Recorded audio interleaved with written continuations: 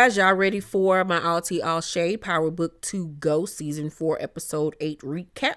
Because I'm ready to give it to you.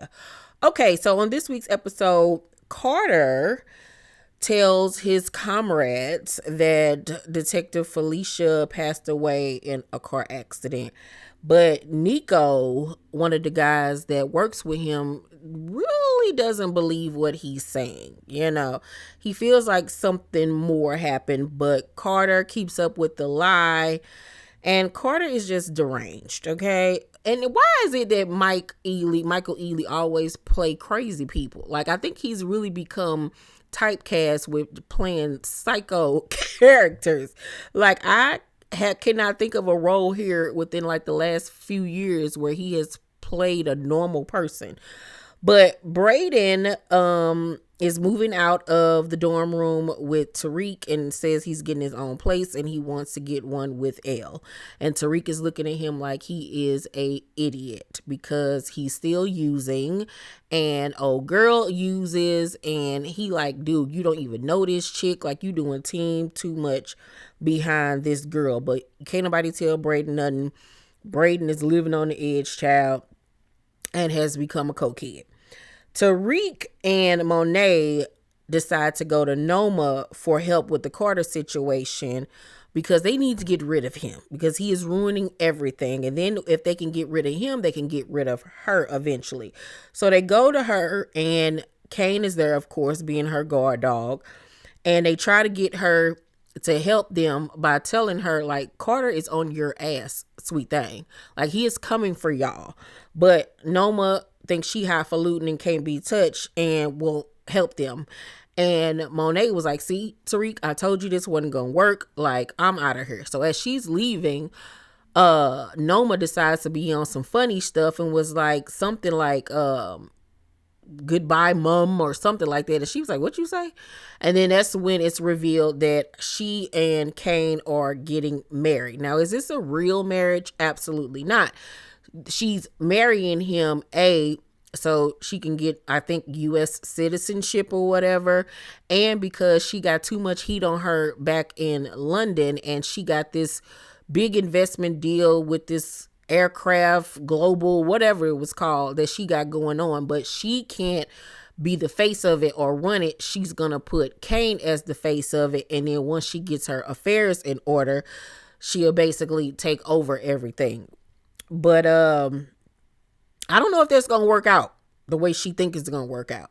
And I don't know if what's going to end up happening is they get rid of Noma after her and Kane get married, and Kane can then take the business and go to the London show that they're doing. They're doing a London-based power show. It's in the works. I think that's what might happen. Kane and Noma get married. The business is in his name, and the assets, her assets and everything goes to him, and Noma then gets unalived and everything is left to Kane, and then he can go over to London and be a part of that show. Now, I don't know what will really happen with her daughter Anya. I don't know if Anya would go along with it. I don't really know, but I think that could be a way for this to pan out. So after that, we find out that Elle OD'd on some bad coke or whatever, and we find out that it was laced with fentanyl. Thank God Brayden didn't take it, but maybe they would have knocked some sense into him. Effie then learns that Noma and Kane are getting married, and she just like, see, this is why I don't mess with you Negroes after 5 o'clock. And once again, Kane has played her. But it's so funny to me how they got her being stuck on stupid for Kane, but when it came to Tariq, she was real tough when it came to Tariq. But with Kane, it's just like, he make her laugh a few times and she right back in it, I guess. So Davis tells Monet and Tariq about Noma's, venture with Aircraft Global or whatever. Noma tells Anya about her and Kane getting married, and Anya is like, girl, are you playing? Like, you didn't even want me to be involved with Tariq. You talked about his family, how they was, a drug in enterprise family or whatever. Now you marrying a drug dealer, like make it make sense. And Anya was like, just tell me the truth. Like, I'm so tired of you babying me. Like, are you selling drugs? And Noma decides to tell her half the truth. She tells her that her father was running a criminal enterprise and that they never wanted her to know, and that that's why her father was unalived, and that she is making sure that she lives a clean, legit lifestyle, and this, that, and the third. And Anya believes it for the moment. I don't know why she just won't tell Anya the truth. Like, your daughter's a whore. Like, you're a whore, your daughter's a whore. Might as well tell her the truth. That, yeah, you're a drug dealer. Like, what's the point of just continuing to lie to her? Because once she finds out the truth, she's going to never trust you again and turn on you. But I guess that's the power recipe, you know. Braden is in his feelings once he finds out that Elle's bad coke was laced with fentanyl. So he decides to text her dealer from her phone and pretend like he's her so he can find out the dealer's whereabouts. Then we go to Diana, who is still reeling from losing her baby and unaliving Felicia and leaving her son an orphan. And we see her outside watching some kids on a playground. I don't know if Felicia's son was out there, but she and Tariq hook up, and she's just telling him, you know, how she feels so bad about everything that happens. And they begin to make out, and she was like, you know, would it be so bad for us to try again? And they were about to smash, but Tariq pulled out a condom, and she was like, really? And he was like, what? And she was like, you know what, forget it. And she left. But I'm like, Diana, dirty Diana. No, like, girl, you just tried to take him out 5 minutes ago, and now you really just want him to be your baby daddy so bad. Like, girl, get somewhere and sit down. Like, you sitting up here dodging bullets every day, you and him, and you talking about having a baby. Girl, get somewhere and sit down. All right. Now, do I want her and Tariq to end up together? Y'all know that's been my game plan from season 1, but I doubt that's how things end up in the series finale. Monet and Kane confront Drew about working for Carter. Now, they did it separately, but they both feel the same way. Like, how are you working for this dirty cop? Like, that's your next move. But he on some, anything is better than working with y'all. Drew can't stand them. Kane ends up going behind his back, and him and Noma buy the underground fight club that Drew was working at. And Drew was like, I bet, since you want to play in my face, I'm going to get you back. So he retaliates by telling Carter about a shipment of pow pows that Noma has coming in. So Carter and his people end up confiscating all the pow pows. And once Kane finds out, he is pissed because he knows Noma is going to be mad. So now him and Drew are caught up in this back and forth tit for tat game that they playing with each other.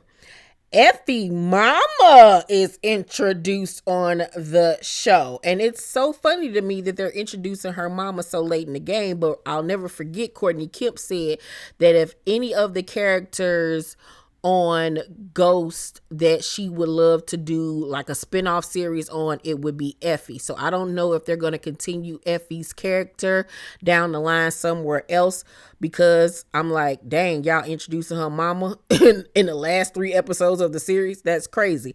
But her mama is played by none other than Drea Di Matteo, who played on The Sopranos, and we learned that she's mixed. I don't know if there was ever said that she was mixed, but her mama is white.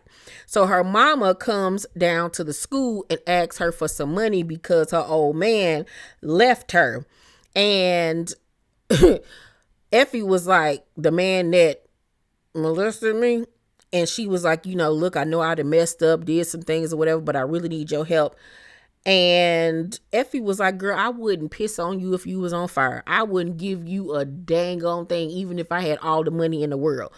And her mama was like, Josefina, like, there's the Josefina that I know, like, you're a bitch, you're cold-hearted, ain't nobody gonna ever love you, this, that, and the third.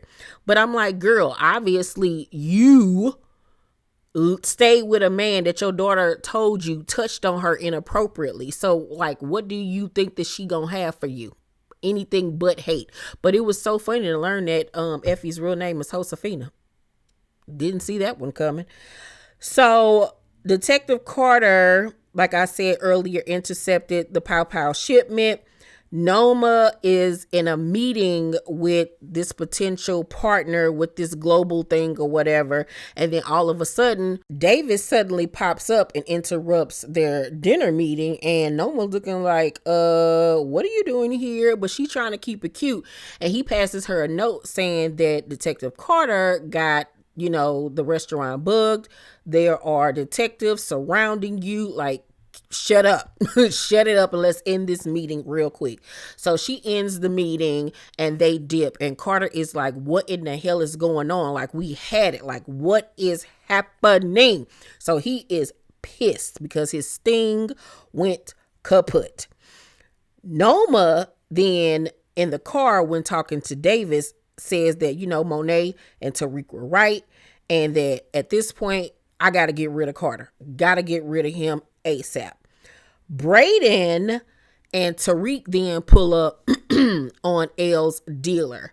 And the plan was just, beat him up or whatever the case may be. But when they get there, Tariq finds out that Braden is high. And he like, dude, like, you are tripping. Like, he is really getting on Tariq's nerve becoming a snow bunny.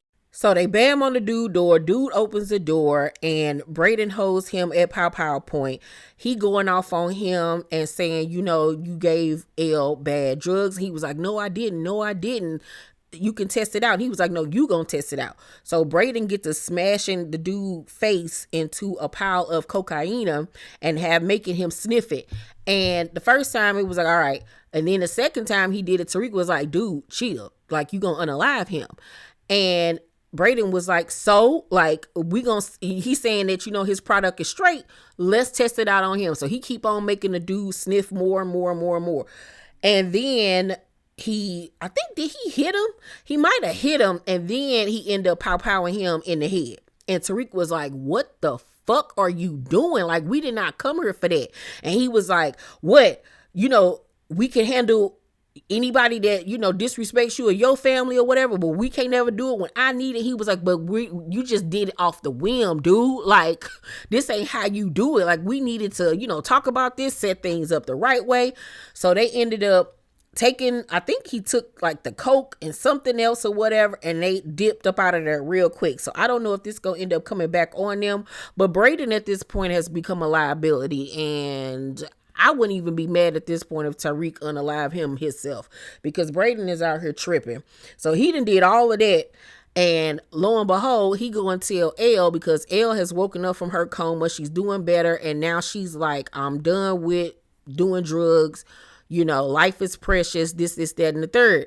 And Braden then tells her, well, I handled it for you anyway. You ain't got to worry about dude. And she was like, what you talking about? He was like, I took care of it. Like, I got rid of him. And so she freaks out. She was like, that's not what I wanted. Life is precious. And now you've taken a life and I don't want that on me. And she tells him to leave. So you just sat up here and caught a body for a bitch that is like, dude, what are you doing? Get away from me. Now, it'll be funny if she snitch on him. Like, Braden is an idiot. He is really an idiot. And this is what Tariq was telling him. Like, you don't think things through, my guy. You really do not. So Kane links Noma with Carter's dude, Nico, so they can try to get him to turn on Detective Carter. They gave him like 50 grand and they was like, once you turn on him, when you flip him or whatever, we'll give you more. But he was like, nah, I need 7 figures for me to do that. So they looking like, you gotta be kidding me. But Nico pulls a fast one on them and goes to Detective Carter and tells him that Noma was trying to flip him.